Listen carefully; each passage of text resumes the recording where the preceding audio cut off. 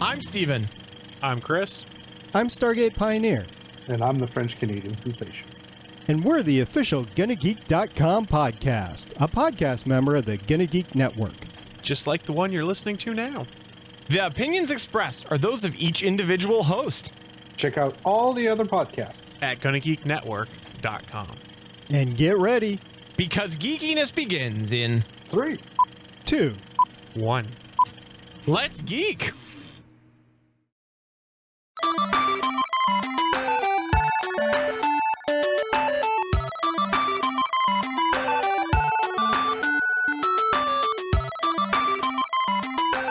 Hello everyone, I'm Chris Farrell and welcome to episode 20 of Nerd Alert News.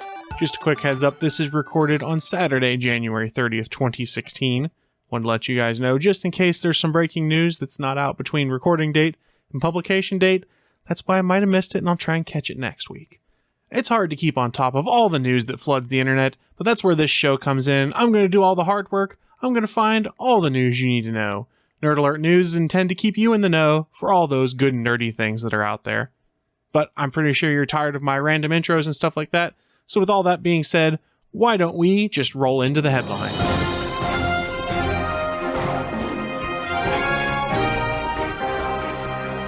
The first headline story this week comes courtesy of Engadget, where Electronic Arts might have accidentally revealed the Xbox One sales numbers. So for those that don't know, it's kind of a big secret how many Xboxes Microsoft has sold. Lots of people made guesses, hazard their opinions on what it is they think they've sold, but Microsoft has kept things very quiet. So to start out this story, we already know Sony has said that they've sold about 35 million PlayStation 4s. So at Electronic Arts' most recent conference call, CFO Blake Jorgensen revealed the firm's internal sales estimates for the current console generation. According to him, there are 55 million units out in the wild. So a little simple subtraction, the kind of stuff you learned in elementary school, that tells you a little less than 20 million of those are probably Xbox Ones. That's not as big a gap as I thought it was going to be personally, considering how the Xbox One kind of gets derided as the PlayStation's little brother by some fanboys. Now, I do know it's console wars kind of thing. People are going to have their favorites and why they hate the Microsoft Xbox and love the PS4 and vice versa. But some people, the way they phrase it, you'd almost think it'd be a 2-to-1 difference. It's not quite 2-to-1, but it's close. But for all the problems that Microsoft had with the Xbox One originally, with the mistimed launch and how they focused everything on entertainment instead of games, the fact they've sold 20 million units, I don't think that's terrible for them. And they have said all of the right things going forward for trying to further refine the Xbox One into a powerful gaming machine that fans are going to like. But to get that 20 million number out there, that's interesting. And I will say Microsoft has made no comment on any of this information that came out. They've said they aren't going to share console numbers, things like that. But if you're a PS4 fanboy or a Microsoft Xbox fanboy, what's your opinion on this? Do you think it's a big deal, this big difference between sales numbers, or does it really not matter? From my standpoint, I don't think it matters a ton anymore unless you are really a big fan of console exclusive games. And some of those folks that really have to have both the exclusives, they've already bought both consoles. That would be the metric I would love to see, is how many people out of the 55 million sold own both a PlayStation 4 and an Xbox One. I doubt we'll ever really know, but it'd be pretty cool to find out. The second headline from this week comes courtesy of the fine folks over at Comic Book Resources. The story is that The Flash hits number 1 in its time slot for the first time ever. We all know The Flash has been a hit for the CW. It's regularly been on top of the network's charts. Lots of people watch it. It's widely popular, partly because it's friendly to all audiences. The latest episode, however, took the show into all new territory. It tied a repeat of CBS's NCIS for the number 1 slot for 8 p.m. in the United States. This was, of course, helped with the return of the Reverse Flash. They gave the show a rating of 3.67 million viewers. That's an 8% increase over the previous week's mid-season debut. So The Flash, the little show that could, here it is taking the number 1 time spot on a Tuesday night. Now, of course, we all know NCIS is a rerun. It's America's number 1 show, though. And the fact that The Flash, even though it was new and the NCIS was a rerun, tied America's number 1 show, that is awesome. I am totally on board with this.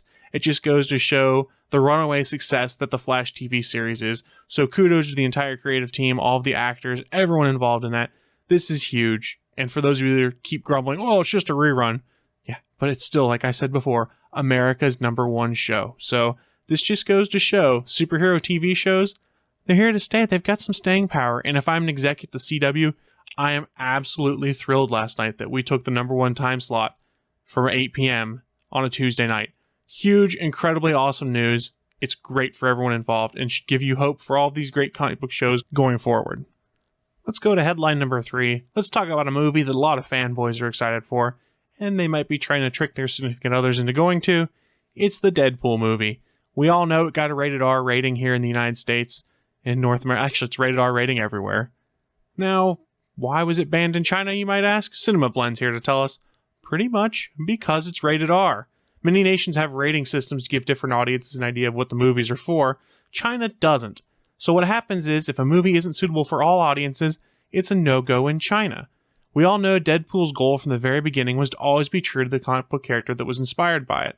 That it was inspired from. That pretty much means it's going to be violent, it's going to have its fair share of adult language and nudity. Now, all the things that have you excited to go see this movie, that's why you can't go see it in China. So Chinese fans are going to miss out unless they can pirate it somehow. Now, it's not at all uncommon for films to be edited for release in China because of all these restrictions. Now, Cinema Blend and The Hollywood Reporter have both said that is impossible for Deadpool, and here's why. Because the edits required would cause problems with the plot.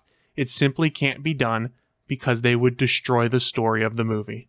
So this will surprise some folks, but I'm going to applaud 20th Century Fox here. They're leaving money on the table so this movie cannot air in China, but they're keeping the story intact. They're leaving potentially $100 million on the table. Where do I get that number from? Well, superhero movies tend to do pretty good in China. For an example, Ant-Man made $100 million.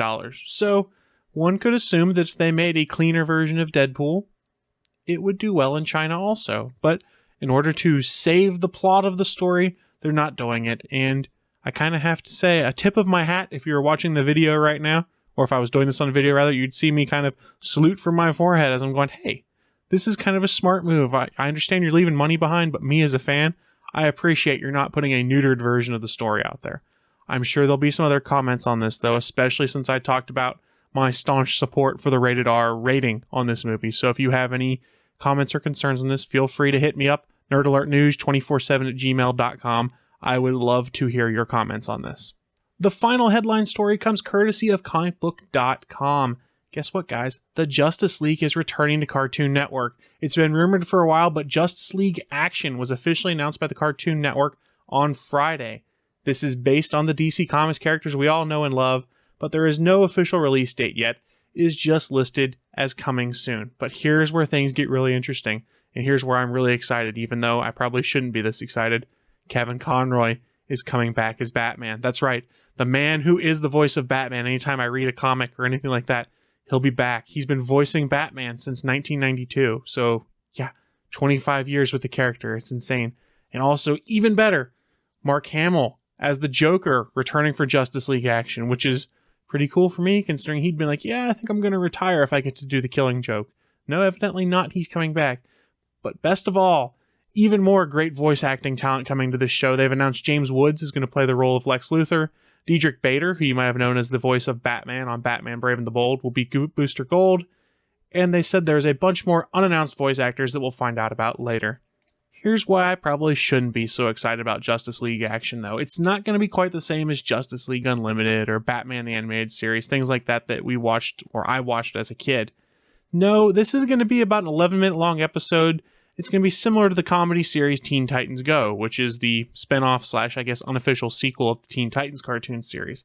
It's a lot more low-key and kid-friendly and wacky versus straight-up superhero content, so I don't know if I'm quite as excited, but come on, Mark Hamill, Kevin Conroy, that's all you need to know. These two are coming back.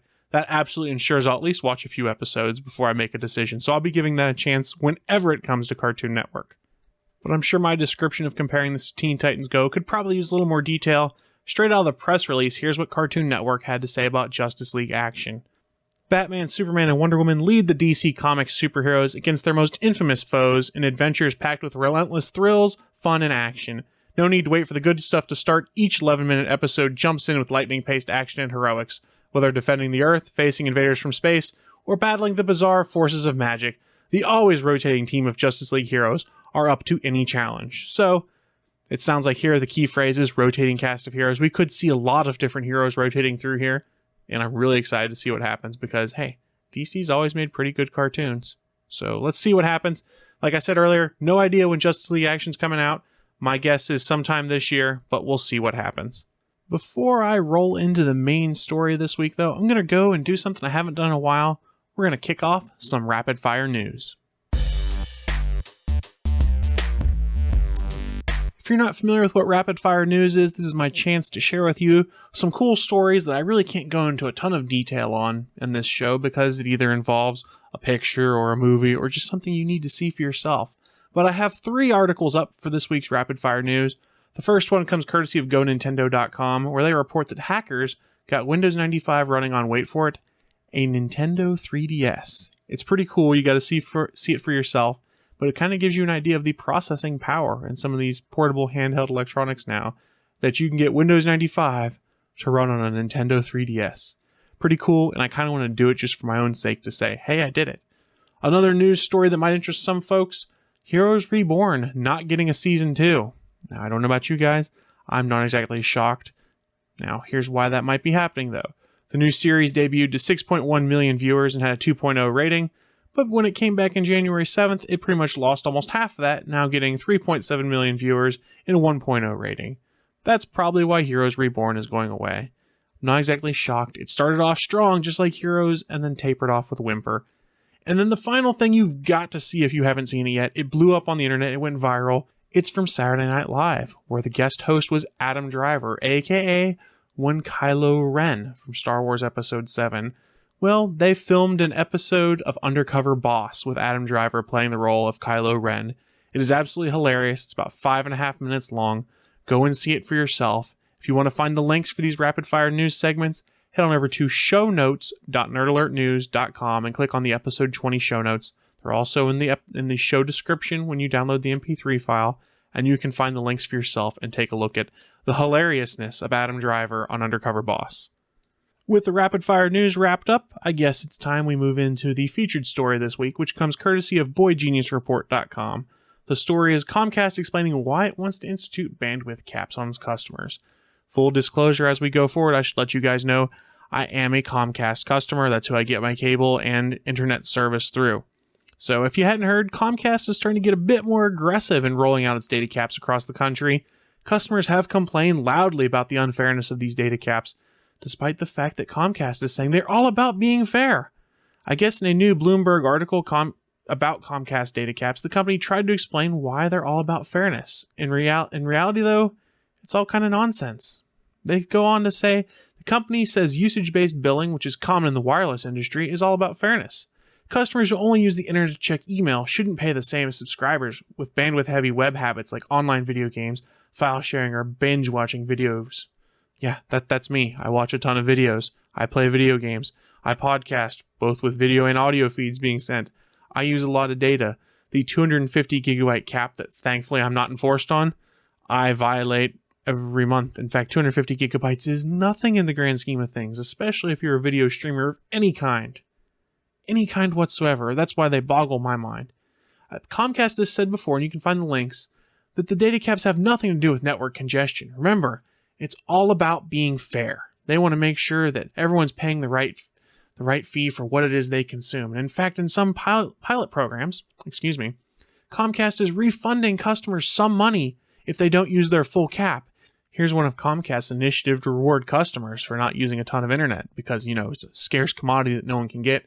If you use less than 5 gigs of data in a month, and I'm not sure how you do it, you get a whole $5 back. Yeah, $5, guys, that's exciting.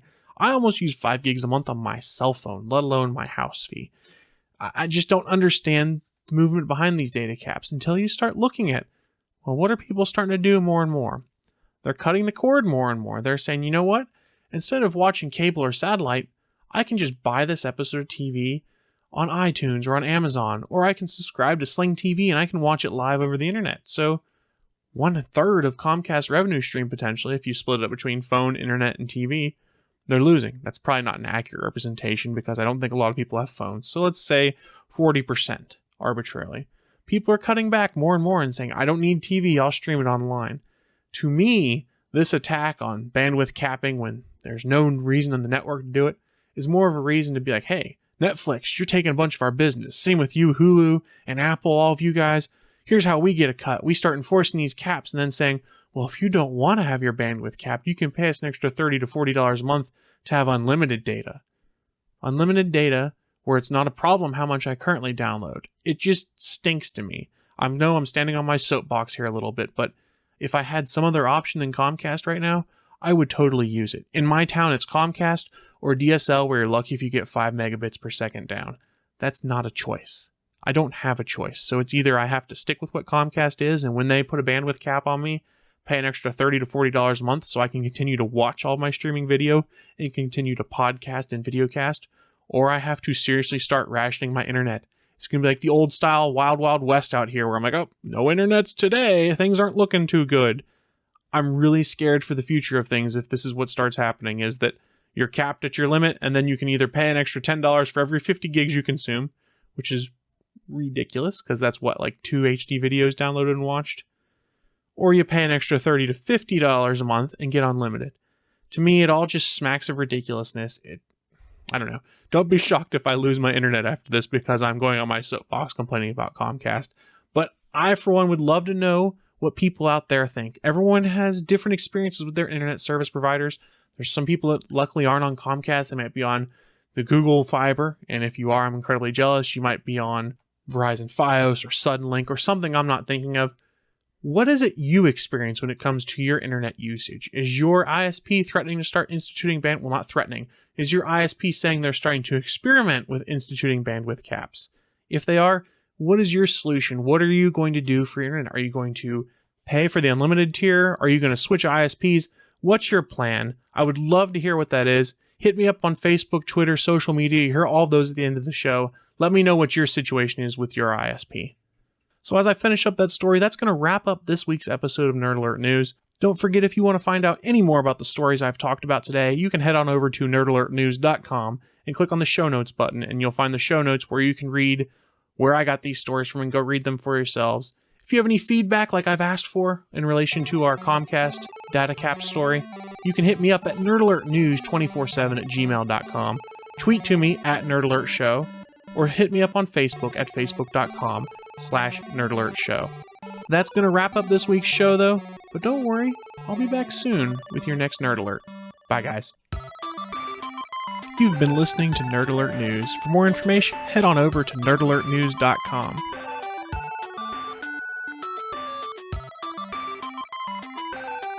The music used in this show is produced by Kevin MacLeod and can be found at incompetech.com.